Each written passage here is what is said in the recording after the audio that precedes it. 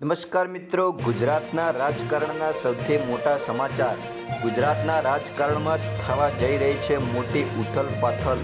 તો મિત્રો, આપ જાણો છો એમ હાલમાં ગુજરાતનું રાજકારણ એકદમ ગરમાયેલું છે અને ગુજરાતના રાજકારણમાં ગમે ત્યારે મોટો ભૂકંપ આવી શકે છે. મિત્રો નમસ્કાર મિત્રો, આપ જોઈ રહ્યા છો અમારી ન્યૂઝ ચેનલ લોક સમાચાર ગુજરાત અને આપનું સ્વાગત છે અમારી ચેનલમાં. જો આપ અમારી ન્યૂઝ ચેનલમાં નવા હોય તો આપ અમારી ન્યૂઝ ચેનલને સબસ્ક્રાઈબ કરી દેજો. મિત્રો, નવા મંત્રીમંડળની ચર્ચાઓ તેજ બની છે. મિત્રો, જ્યારે હવે આ ચર્ચાઓ વચ્ચે અમિત શાહ ગુજરાત આવશે. વડાપ્રધાન નરેન્દ્ર મોદી પછી હવે કેન્દ્રીય ગૃહમંત્રી અમિત શાહ પણ ગુજરાતની મુલાકાત લેવાના છે. થોડા જ સમયમાં મળતી માહિતી પ્રમાણે કેન્દ્રીય ગૃહમંત્રી અમિત શાહ 30 અને 31 ઓગસ્ટે ગુજરાત આવી શકે.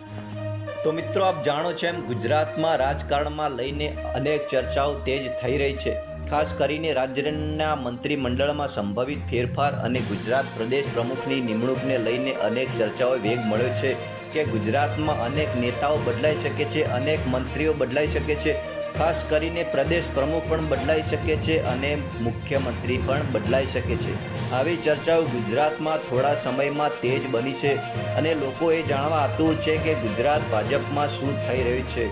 એવામાં વડાપ્રધાન મોદીની 2 દિવસની ગુજરાતની મુલાકાત બાદ હવે કેન્દ્રીય મુખ્યમંત્રી અમિત શાહ 2 દિવસ ગુજરાતની મુલાકાતે આવવાના છે. એના લીધે ચર્ચાઓ તેજ બની છે અને લોકોને વિશ્વાસ થઈ રહ્યો છે કે ગુજરાતના રાજકારણમાં મોટી ઉથલપાથલ થવા જઈ રહી છે. મળતી માહિતી પ્રમાણે કેન્દ્રીય ગૃહમંત્રી અમિત શાહ 30 અને 31 ઓગસ્ટે ગુજરાત આવશે. 2 દિવસની મુલાકાત દરમિયાન અમિત શાહ અમદાવાદ શહેરમાં નગરદેવી ભદ્રકાળી મંદિરે દર્શન કરશે. આ સિવાય અમિત શાહ પોતાના લોકસભા મત વિસ્તારમાં જુદા જુદા વિકાસ કાર્યોનું લોકાર્પણ અને ખાતમુહૂર્ત પણ કરશે. મળતી માહિતી પ્રમાણે અમિત શાહ નવનિર્મિત સરદાર બાગનું લોકાર્પણ કરશે.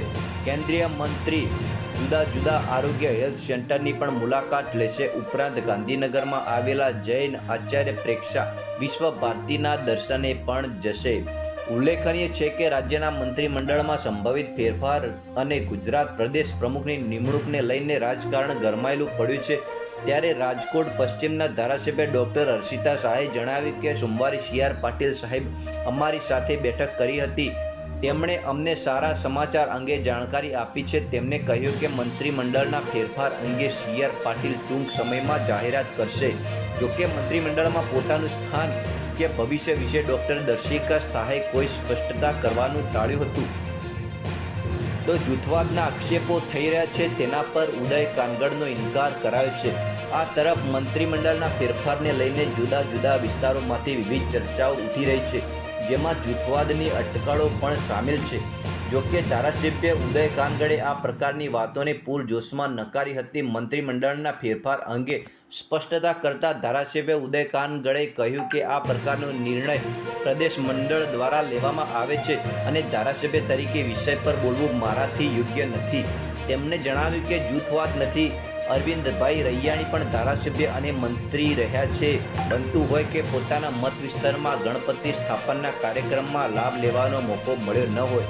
ગુજરાત ભાજપના હાલ આંતરિક સંકલન અને વિસ્તરણની પ્રક્રિયા ચાલી રહી છે. નવા ચહેરાઓને સ્થાન આપવાનું વિચારણા હેઠળ હોવાનું જણાય છે. મુખ્ય નેતૃત્વ દ્વારા મંત્રીમંડળમાં સંતુલન લાવવાના પ્રયાસો પણ કરી રાખવામાં આવ્યા છે. નોંધનીય છે કે રાજકોટ ભાજપ દ્વારા આયોજિત ગણેશ મહોત્સવમાં જૂથવાદના સમાચારે ચારેકોર ચર્ચા જગાવી હતી. મળતી વિગત મુજબ આ કાર્યક્રમ દરમિયાન કેટલાય નેતાઓ અને કોર્પોરેટરની ગેરહાજરીને લઈને આંતરિક ભેદભાવની ચર્ચાઓ પણ તેજ બની છે અને રાજકીય વર્તુળોમાં આ ચર્ચાઓ તેજ બનતી જઈ રહી છે. આ તરફ 18મા વોર્ડમાંથી પણ કોર્પોરેટરો હાજર ન હોવાથી કાર્યકરોમાં ઉદાસીનતા જોવા મળી હતી, જેના કારણે ભાજપમાં જૂથવાદ સામે આવી રહ્યો છે અને કેટલાય લોકો કહી રહ્યા છે કે ભાજપમાં પરસ્પર જૂથવાદને લઈને હાલ ભાજપના સંગઠનમાં અનેક ફેરફાર થઈ શકે છે અને અનેક નેતાઓ, અનેક મંત્રીઓ અને પ્રદેશ પ્રમુખ પણ બદલી શકે છે અને ગુજરાતમાં થોડા સમયમાં તો જોવા જઈએ તો પણ મુખ્યમંત્રી બદલાઈ શકે છે. આવી ચર્ચાઓ અત્યારે તેજ બની છે. મિત્રો, તો હવે ગુજરાતના રાજકારણમાં ઉથલપાથલ થશે કે નહીં, મુખ્યમંત્રી બદલાશે કે નહીં અને કેટલા નેતાઓના પત્તા કપાશે અને કેટલા નેતાઓને નવું સ્થાન આપવામાં આવી શકે છે તે તો હવે જોવું જ રહ્યું. થોડા સમયમાં અમિત શાહની ગુજરાત મુલાકાત કરવા જઈ રહ્યા છે. ત્યારબાદ આ અટકળો તેજ બનશે અને કયા નેતાઓના પત્તા કંપાશે અને શું થશે એ તો હવે જાણવું રહ્યું અને થોડા સમયમાં ખબર પડી જશે.